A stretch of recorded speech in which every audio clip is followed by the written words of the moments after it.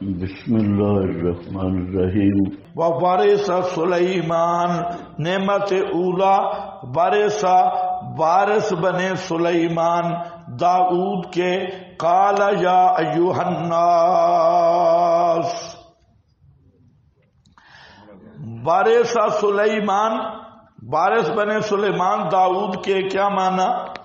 وارثہ اوپر لکھا ہے فی العلم والخلافہ، علم اور خلافت میں وارث بنے۔ تو آل تشیع جہاں پر بھی آئے انہوں نے کہا دیکھو حضرت سلیمان داؤد کا وارث ہو سکتا ہے، فاطمہ نبی کی وارث کیوں نہیں ہو سکتی؟ قرآن میں موجود ہے۔ اور انہوں نے جو وہ جھوٹ پہ مبنی خطبہ گھڑا ہے، بالکل جھوٹ اور جھوٹ در جھوٹ، کہ حضرت فاطمہ کو کے متعلق ان پہ ایک جھوٹ آل تشیع نے گھڑا کہ وہ دربار خلافت میں گئی، 2 گھنٹے خطبہ دیا، 1.5 گھنٹے خطبہ دیا، اور اس میں جو جھوٹ اور بکواسات گھڑ گھڑ کے حضرت فاطمہ کی ذمہ لگائے، اس میں یہ بھی ہے کہ حضرت فاطمہ نے یہ آیت پڑھی وَوَرِثَ سُلَيْمَانَ داؤد، اور حضرت فاطمہ پیغمبر کی بیٹی ہے اور وہ عالمہ فاضلہ تھی۔ یہ شیعہ ذاکروں اور اہل تشیع بروپیوں کی کہانیاں ہیں جس کا اصل کے ساتھ کوئی تعلق نہیں۔ اب یہ اس آیت میں غور کیا جائے کہ اگر یہ وراثت مالی ہے تو سوال یہ ہے کہ سلیمان صرف داؤد کا وارث کیوں ہے؟ داؤد کے تو 19 بیٹے تھے، اور یہ شیعہ سنی اتفاقی مسئلہ ہے، 19 بیٹے تھے، 18 محروم اور 1 وارث بنے۔ تو یہ لفظ بتا رہا ہے، یعنی یہ لفظ خود ہماری دلیل ہے، یہ ان کی دلیل نہیں، کہ جہاں وراثت سے مراد کیا ہے؟ وراثت فی العلم، ورنہ حضرت داؤد کے 19 بیٹے ہیں تو اکیلا سلیمان کیسے وارث بنے؟ تو وارثہ سلیمان یہ مستقل دلیل ہے کہ نبی کی مال میں وراثت نہیں۔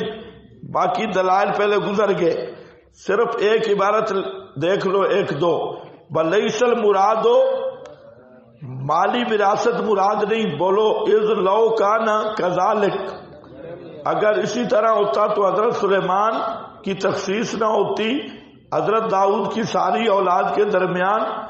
فَإِنَّهُ قَدْ كَانَ لِدَاؤد مِئَةُ امرأۃ، حضرت داؤد کی 100 بیوی تھی۔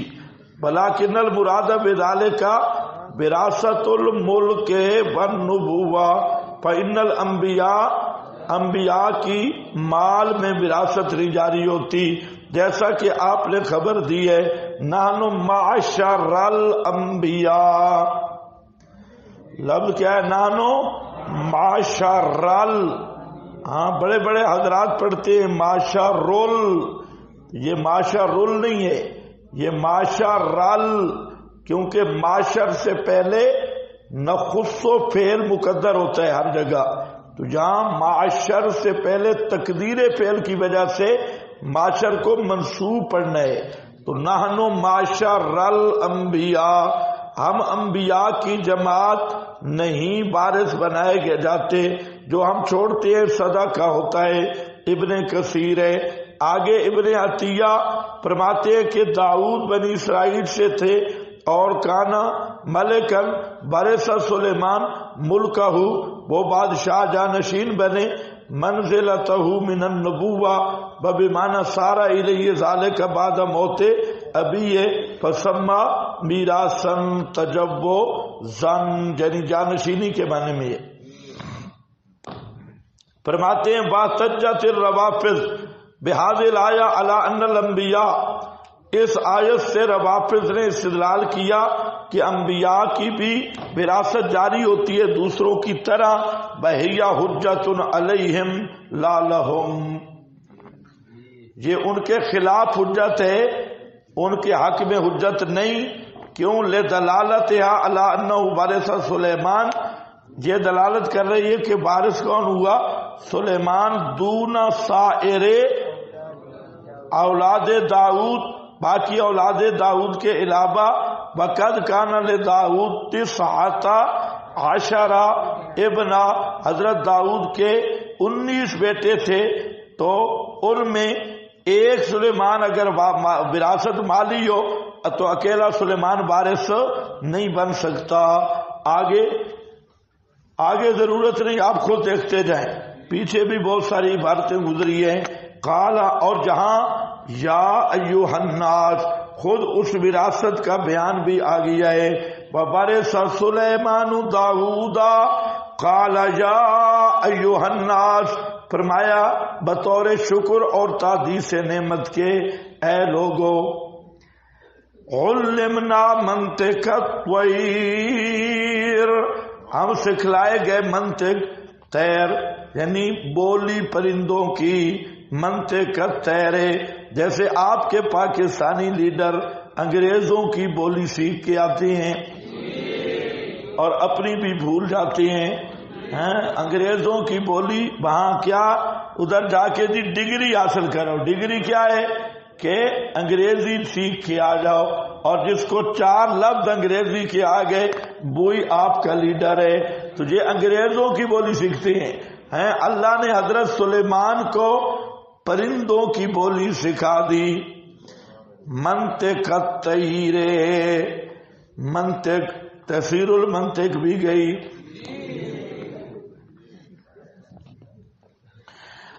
علمنا منطق الطیر، سکھلائے گئے ہم بولی پرندوں کی. پرندے بول رہے ہوتے، حضرت سلیمان سمجھ لیتے کہ یہ فلاں ذکر کر رہا ہے اور فلاں بات کہہ رہا ہے، تو پرندوں کی بولی سمجھتے. بڑی بات ہے بھائی، پشتوں سے بھی مشکل ہے. تو علمنا منطق الطیر وَأُوتِينَا مِن كُلِّ شَيْءٍ، یہ تیسری نعمت ہے. اور دیے گئے ہم ہر چیز سے، من كُلِّ شَيْءٍ، ضروری فی الدین والسلطنت، جو ضروری تھی دین اور سلطنت میں. اس عبارت کو سمجھ گئے؟ کل عرفی ہے، حقیقی نہیں ہے استغراق. المراد بھی کثرت ما اوتیا کما تقولو یعلم کل شے. آپ کہتے ہیں مجھے سب کچھ پتہ ہے، تو سب کچھ کیا پتہ ہوتا ہے؟ وہی چیز جس کی گفتگو ہو رہی ہے. جیسے آپ کہتے ہیں میں آپ کی ساری بے ایمانیاں جانتا ہوں، ساری تو نہیں جانتے، چند ایک جو سامنے والی ہے. تو یہ کیا ہوتا ہے؟ کل عرفی ہے، استغراق عرفی، استغراق حقیقی نہیں. تو جہاں پر بھی اوتینا، تیسری نعمت، دیے گئے ہم من کل شیء، ہر چیز سے، ہر چیز سے. ان ھذا، بے شک یہ، لہو الفضل المبین. تھوڑا تھوڑا اس کو ہلاؤ، کیا پتہ رات والی جگہ پہ چلا جائے. اوتینا من کل شیء، ضروری فی الدین والسلطنت. ان ھذا، بے شک یہ، لہو الفضل المبین، البتہ وہی فضل مبین ہے. بحشر علی سلیمان، اور جمع کیے گئے واسطے سلیمان کے ان کے لشکر، من الجن والانس، جنات اور انسانوں سے، والطیر، اور پرندوں سے، فہم یوزعون، اور وہ تقسیم کیے گئے. تقسیم کیے گئے ایک معنی کہ حضرت کے پاس جو لشکر تھے ان کی مختلف گروپوں میں تقسیم کی گئی. جیسے افواج ہوتی ہے اور افواج کی تقسیم ہوتی ہے، تو حضرت کے لشکر کی بھی تقسیم ہو گئی. حتیٰ، اور دوسرا یہ کہ وہ کثرت سے تھے، ان کو جمع کیا گیا. حتیٰ کہ جب آئے وادی نمل میں، حتیٰ اذا اتو، حتیٰ کہ جب آئے واد النمل، نمل کی وادی میں، یعنی چمٹیوں والی وادی میں، قالت نملۃ، کہا چمٹی نے، یا ایھا النمل، اے چمٹیو، ادخلوا مساکنکم، داخل ہو جاؤ اپنے بلوں میں، اپنے سوراخوں میں، لا یحطمنکم سلیمان و جنودہ، نہ روند ڈالے تمہیں سلیمان اور لشکر اس کا، وہم لا یشعرون، اس حال میں کہ وہ سمجھتے ہی نہ ہوں، جانتے ہی نہ ہوں۔ فتبسم ضاحکا من قولہا، پس حضرت مسکرا کر ہنس پڑے، من قولہا، اس چمٹی کی بات سے، وقال رب، اور عرض کی میرے پروردگار، اوزعنی ان اشکر نعمتک التی انعمت علی، اوزعنی، مجھے طاقت دے یہ کہ میں شکر کروں تیری ان نعمتوں کا کہ میں نے نعمتیں، آپ نے نعمتیں کی ہیں مجھ پر، وعلا، اور میرے والدین پر، اور یہ کہ میں عمل کروں صالحا، ایسے نیک ترضا ہو جس پہ تو راضی ہو جائے، وادخلنی، اور داخل کر مجھے اپنی رحمت کے ساتھ اپنے بندے الصالحین، اعلیٰ درجے کے نیک لوگوں میں۔ ہاں بھئی دیکھیں، حتیٰ اذا اتوا علی واد النمل، حتیٰ کہ جب پہنچے وادی نمل کے پاس، واد النمل، یہ کوئی ایسی وادی تھی جس میں چمٹیاں کثرت کے ساتھ تھیں۔ قالت نملۃ، کہا نملہ نے، یا ایھا النمل ادخلوا مساکنکم، تو یہ نملہ سے مراد کیا ہے؟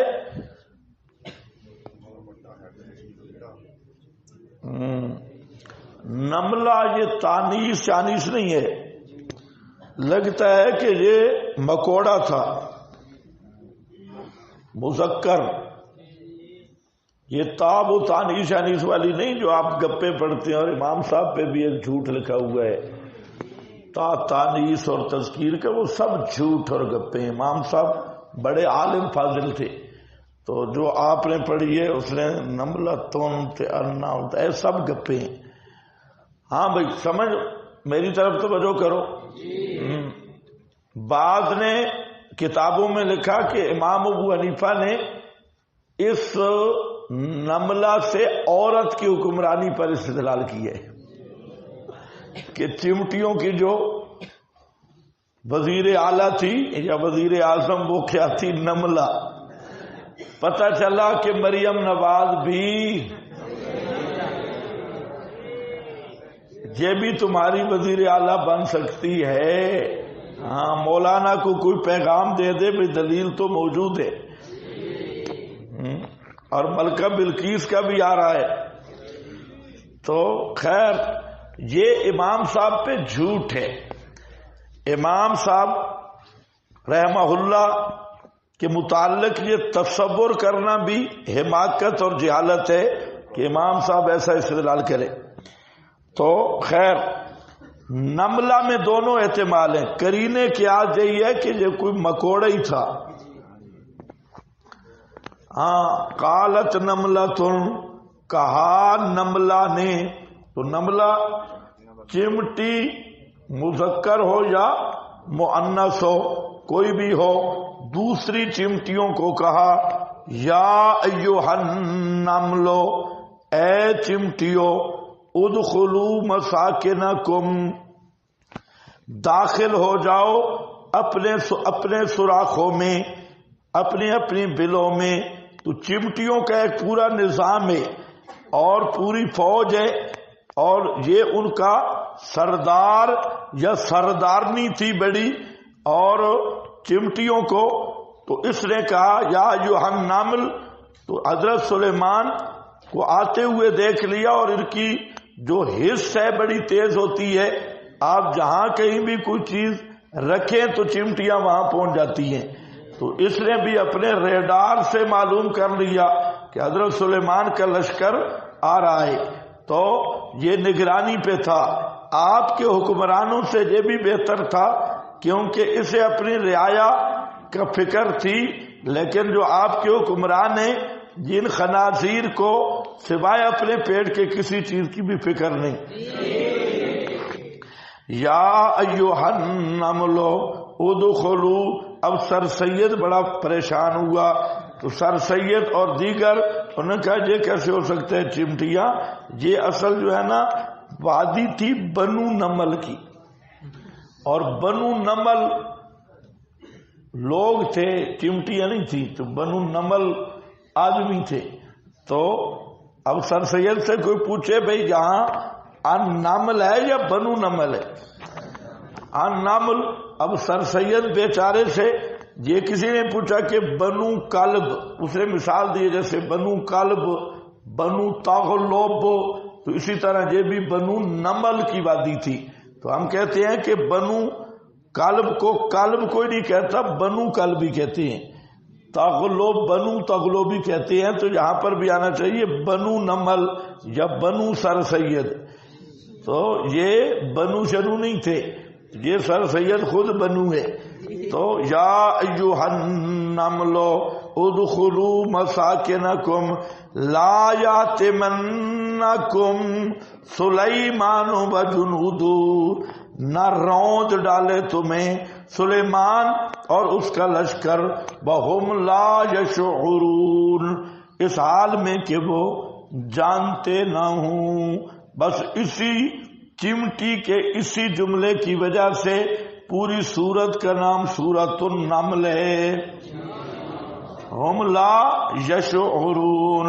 چمٹی کا بھی عقیدہ تھا کہ زندہ پیغمبر کو بھی پردے آ جائیں، اسباب ختم ہوں تو زندہ پیغمبر بھی دیکھ سکتا نہیں. پاؤں کے نیچے روندی جائیں گی. لا یشعرون، انہیں پتہ بھی نہیں چلے گا. تو یہ ہے وہ جملہ. تو اس پر ذرا دیکھو، اس پر علماء نے بہت بحث کی ہے. ایک تو یہ کہ چمٹی کا اصل اس جملہ سے واضح ہوا کہ چمٹی کا بھی یہی عقیدہ تھا کہ حضرت سلیمان بے علو شان پیغمبر ہیں لیکن غیب دان نہیں. وہم لا یشعرون. اس پر اور دوسرا مسئلہ کہ علامہ آلوسی، مظہری وغیرہ اور دیگر حضرات نے جہاں مسئلہ لکھا کہ چمٹی روافظ سے سمجھدار تھی. چمٹی روافظ سے، ہاں روافظ اذل من الخنازیر ہیں، اور جو چمٹی تھی وہ ان سے سمجھدار تھی. کیسے؟ وہ اوپر لکھا ہے اشارۃ الی الدین والعدل والرافع ونظیر قول النملہ فی جند سلیمان. حضرت سلیمان کے لشکر کے بارے میں قول نملہ کیا ہے؟ وہم لا یشعرون، انہیں پتہ بھی نہیں ہوگا. اور جند محمد کے بارے میں اللہ کا فرمان آیا ہے فَتُصِيبَكُم مِّنْهُمْ مَعَرَّةٌ بِغَيْرِ عِلْمٍ. سورہ فتح کی آیت ہے. کچھ سمجھ ہے نہیں ہے کہ وہاں مکہ میں کچھ مومن مرد کچھ مومن عورتیں ہیں، اگر بے خبری میں آپ حملہ کرتے تو بے خبری میں وہ تم سے قتل ہو جاتے بغیر علم، تو وہ تم پہ الزام لگتا اور تمہیں معلوم بھی نہ ہوتا. الزام لگتا اور تمہیں معلوم بھی نہ ہوتا. یہ کہنا یہ چاہتا ہے کہ چمٹی کا نظریہ تھا کہ حضرت سلیمان اور ان کا لشکر یہ کسی مخلوق پہ ظلم نہیں کرتے، اس لیے انہوں نے کہا وَهُمْ لَا يَشْعُرُونَ. تو کہتے ہیں یہ ہے لشکر سلیمان کے متعلق چمٹی کی شہادت، اور جو لشکر محمد ہے اس کے بارے میں اللہ کی شہادت موجود ہے کہ وہ جانتے بوجھتے کسی پہ ظلم نہیں کرتے۔ تو شان کس کی زیادہ ہو یہ بتانا چاہتا ہے کہ حضرت سلیمان کے جند اور لشکر کے متعلق چمٹی کی شہادت ہے کہ جان بوجھ کے وہ ظلم نہیں کرتے، اور محمد مصطفیٰ کے لشکر اور جند اور صحابہ کے بارے میں اللہ کی شہادت ہے کہ وہ جان بوجھ کے ظلم نہیں کرتے۔ والمثنی علی جند محمد ہو واللہ لما لجنود محمد من الفضل علی جند غیرہ من الانبیاء کمال محمد فضل علی جمیع النبیین اجمعین۔ جیسے محمد الرسول اللہ کی شان سب سے زیادہ ہے، اسی طرح آپ کے صحابہ اور لشکر کی شان بھی سب لشکروں سے زیادہ ہے۔ آگے فرماتے ہیں بلو شعروا لم یفعلوا کانہا، فرماتی ہیں کہ اگر وہ حضرت سلیمان اور ان کے لشکر کو پتہ ہوگا تو وہ نہیں روندیں گے، گویا کہ وہ حضرت سلیمان اور ان کے صحابہ کی عصمت من الایذاء کو سمجھتی تھی کہ جان بوجھ کے حضرت سلیمان کے صحابہ کسی چمٹی پر بھی ظلم نہیں کرتے۔ فویل للروافض، رافضیوں پہ اللہ کی لعنت ہو۔ لم یشعروا شعور النملہ، یہ ایسے گدھے کے بچے ہیں اور خنازیر ہیں کہ انہوں نے چمٹی جتنا شعور بھی ان میں نہیں ہے۔ حتی نسب الظلم الی اصحاب سید الانبیاء، حتیٰ کہ انہوں نے ظلم کی نسبت صحابہ کی طرف کی۔ حضرت سلیمان کے صحابی چمٹی پہ ظلم نہیں کرتے، اور یہ کیا بلد الحرام کیا کہتے ہیں کہ صحابہ نے نبی کی بیٹی پہ ظلم کیے، تو یہ چمٹی سے بھی گئے گزرے ہیں۔ آگے کون ہے جی؟ روح المعانی والے بزرگ فرماتی ہیں ففی تقیید الحتم بعدم الشعور، جو چمٹی نے کہا کہ وہ لتاڑ دیں گے بعدم الشعور، وهم لا يشعرون بمکانہم، بأنہ لو شعروا بذلك لم یاتموا، اگر وہ جانتے ہوں تو وہ کبھی نہ لتاڑیں گے۔ تو یہ غایت ادب ہے نملہ کا حضرت سلیمان اور اس کے لشکر کے ساتھ۔ ولیتا من طعن فی اصحاب النبی رضی اللہ تعالی عنہ، آگے کیا ہے؟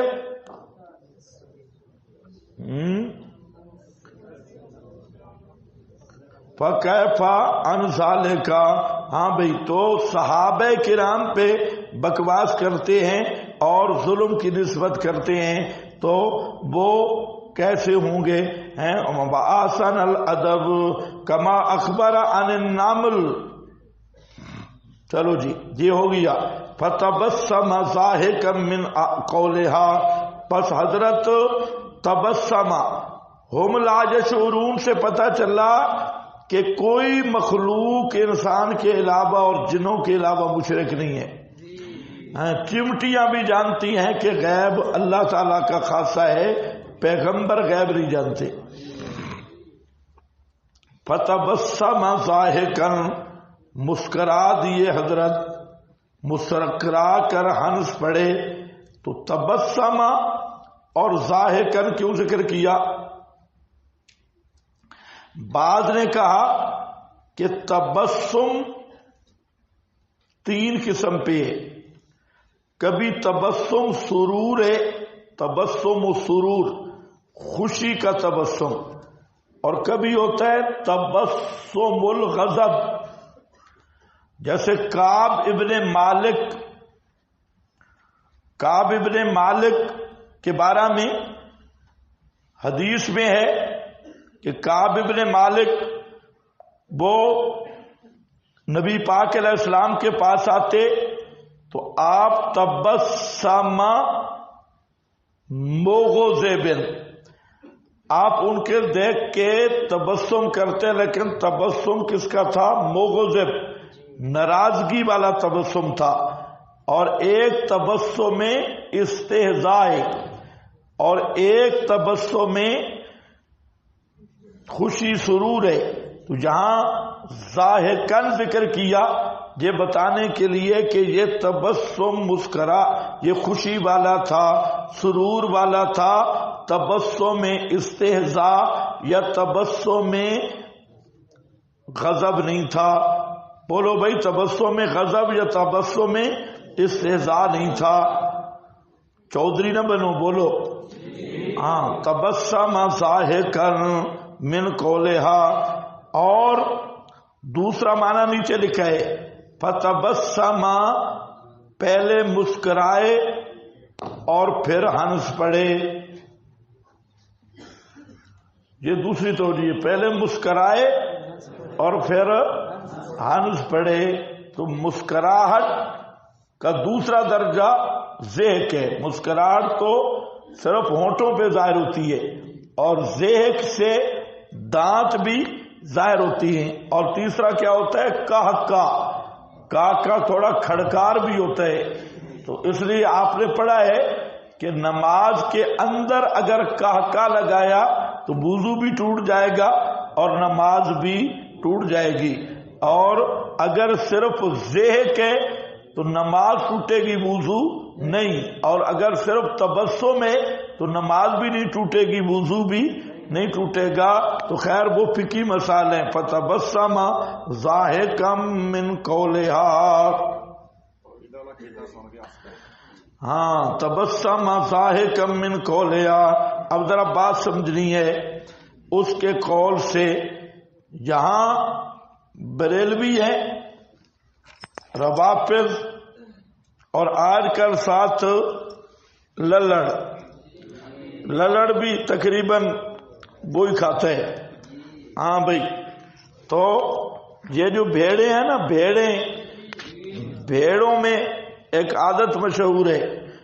اور اگر ایک بھیڑ کی ہوا خارج ہو تو ساتھ جو کھڑی ہوتی ہیں وہ بھی خارج کرتی ہے، تو ایک ہی سر میں. تو اب یہ بھی بالکل اسی طرح ہے کہ جب للڑ، بریلر اور روافض کچھ کریں گے تو کچھ نہ کچھ آواز ان کی بھی آئے گی ساتھ. ہاں، اور اسی سامن کی بھیڑوں کی طرح، سامن مہینے کی بھیڑیں. اب انہوں نے بھی شروع کیا. کیا جی؟ کہتے ہیں 3 میل کا فاصلہ تھا اور چمٹی نے بات کی. پیغمبر نے سنی ہے کہ نہیں سنی؟ 3 میلوں کے فاصلے سے نبی نے چمٹی کی بات سنی. تو بریلویوں کی طرز یہ ہے کہ ہمارے نبی ہماری پکار کیوں نہیں سنتے؟ اگر حضرت سلیمان 3 میل کے فاصلے پر چمٹی کی بات سن سکتے ہیں تو امام الانبیاء ہمارے پنڈی والے دھرنے کی آواز کیوں نہیں سن سکتے؟ یہ اور للڑ، خیر ان کا استدلال بہت کمزور ہوتا ہے. ٹھیک ہے، اتنے دور سے حضرت سلیمان چمٹی کی آواز سن سکتے ہیں تو نبی پاک علیہ السلام قبر والا درود کیوں نہیں سن سکتے؟ زبردست استدلال. تو ان کو کہا پھر تم گدھے کے بچے قبر کے ساتھ خاص کیوں کرتے ہو؟ تم بھی کہو کہ اتنا دور سے حضرت سلیمان چمٹی کی بات سن سکتے ہیں تو نبی پاک اتنے دور سے ہمارا درود نہیں سن سکتے. تم نے قبر والی قید کہاں سے لگائی؟ ہاں، ایک للڑ بول بھی شروع تھا کہ نبی پاک جنت میں گئے، بلال کے جوتوں کی آہٹ سنی. تو اگر بلال زمین پہ چلے اور نبی پاک جنت میں بلال کے جوتوں کی آواز سنے تو مانتے ہو؟ تو جب جو نبی جنت میں بلال کے جوتوں کی آواز سن سکتا ہے وہ قبر پہ ہمارا درود کیوں نہیں سن سکتا؟ کہ سبحان. بالکل ہے. تو پھر ان کو کہا اندھی کے پھر بریلویوں سے کیا جھگڑا ہے؟ اگر جنت سے سما کی دلیل ہے تو پھر تو ہر جگہ سے سما ہے، پھر اندل قبر کی قید کہاں سے لگائی؟ یہی بات بریلویوں نے کی. انہوں نے کہا بے حیاؤ، اگر شرک کرنا بھی ہے ہمارے ساتھ آؤ، کھل کے کرو. یہ شرک کو مقید کیوں کیا ہے؟ قبر کے ساتھ کیا پڑے؟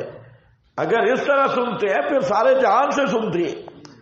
یہ عجیب بات ہے کہ دلیل آ رہی ہے آسمان و زمین سے سننے کی اور استدلال ہے کریم سے سننے کا، تو پھر دلیل کے مطابق ہونا ہر جگہ سے سنتے ہیں. بندہ کافر یا مشرک بھی بنے تو اعلانیہ ہونا چاہیے. یہ تھوڑا تھوڑا چھپ چھپ کے شرک کرنے کی کیا ضرورت؟ بریلویوں نے ٹھیک کہا، انہوں نے کہا ہر جگہ سے سنتے. گل ہوئی نا؟ ہاں بھائی. اس لیے ذہن میں رکھو یہاں کس لفظ کا معنی ہے. حضرت سلیمان نے یہ بات سنی، دیکھو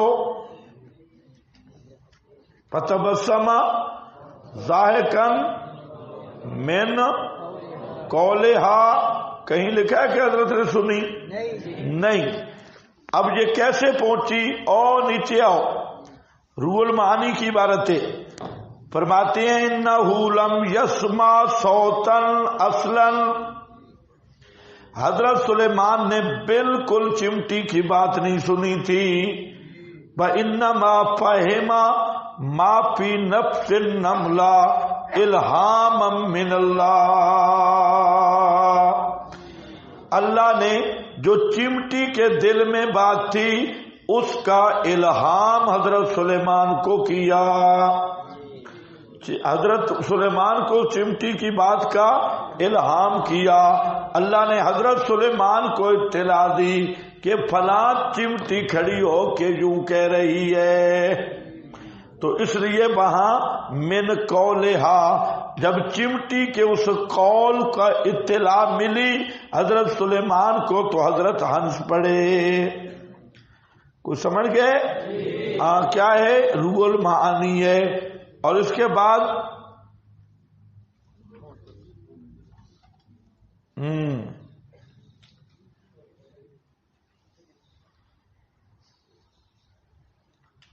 اوپر عبارت ہے فاہمہ الہام من اللہ کما فاہمہ جنس النمل لا انہ سمع قولا. یہ قول نہیں سنا تھا، یہ البحر المحیط ہے تو سنا نہیں تھا. وقال الکلبی اخبرہ ملک بذالک، براہ راست قلب میں الہام ہوا یا فرشتے نے خبر دی. بذالک، فرشتے نے خبر دی ہے. اور اسی طرح اوپر ہے کما اخبر اللہ عن النمل ان لہا منطقا فاہمہ سلیمان بہذا، یہ حضرت کا معجزہ ہے. یہ کیا ہے؟ حضرت کا معجزہ. بتبسم من قولہا ھذا یدل دلالۃ واضحۃ ان للنمل نطقا وقولا لیکن لا یسمعہ کل احد بل من شاء اللہ ممن خرق لہ العاداء من نبی او ولی. عادتاً نہیں سنائی دیا جاتا. یہ کیا ہے؟ خرق عادت. چمٹیوں کی بات بھی سمجھی جا سکتی ہے جب اللہ کسی کے لیے بطور خارق کے. نیچے بھی لکھا ہے ایک حضرت سلیمان بن داؤد کے متعلق کہ بارش کی دعا کے لیے نکلے. علی نملۃ، ایک چمٹی کو دیکھا کہ وہ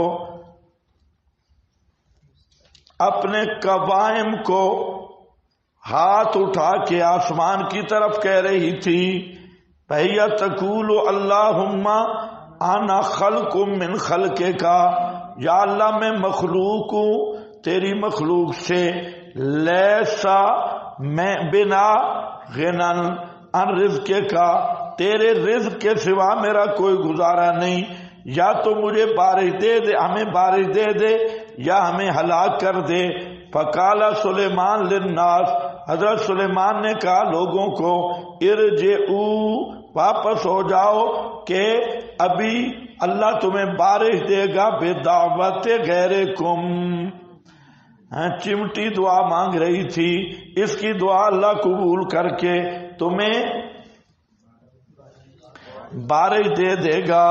باقی جو گپ شپ بہت آپ نے پڑھی ہے چمٹی اور حضرت سلیمان کی، وہ ایک نفت العرب گپ شپ ٹیشن ادب کی کتاب ہے، اس میں بہت گپیں لکھی ہیں چمٹی نے، اور جہاں اور بھی بڑی گپیں ہیں، علامہ یہ جو ہے حیات الحیوان والے دمیری صاحب، اس نے بھی جہاں ایک بہت بڑا شٹل لکھا ہے کہ یہ جو چمٹی تھی یہ بختی اونٹ کے برابر تھی۔